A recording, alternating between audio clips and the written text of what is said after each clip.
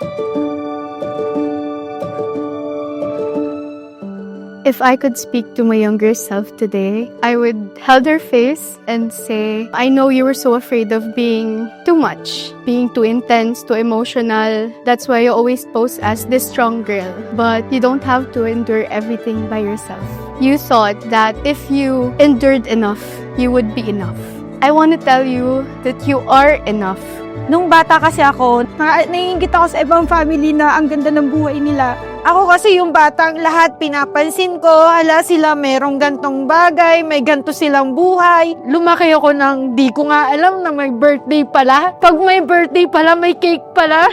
Kasi pag binibigyan lang kami ng 20, na pala yung birthday namin. Yun yung mga bagay na gusto ko sabihin sa batang ako na magsikap ka lang kasi hindi lahat ng kung ano yung nandyan na nakikita mo is hanggang dun ka lang. My message to my younger self, Make the most out of it. Kapag may happy moment, may successful moment, make the most out of it. I-enjoy mo yung moment. and one more thing, be careful kung sino yung pinagkakatiwalaan mo or pagkakatiwalaan mo. May nakita kang off, i-reconsider mo. Ingat lang and pray for it. You pray na lead ka sa mga taong pwede mong pagkatiwalaan at hindi. I would tell my younger self that all is well. Everything's gonna be just fine. I know you faced so many hardships in life, but that will mold you to become the better version of yourself. I know that you don't want to be stagnant in life. Some of them tried to bring you down, but you survived. I'm glad that you did. Stop shrinking yourself to fit in rooms you're meant to conquer. You're the storm that they never expected.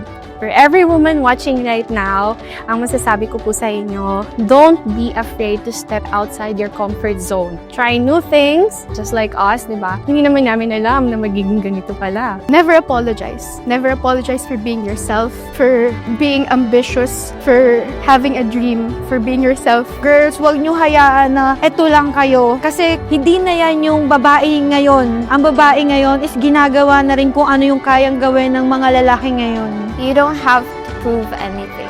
You just have to be you. You do you.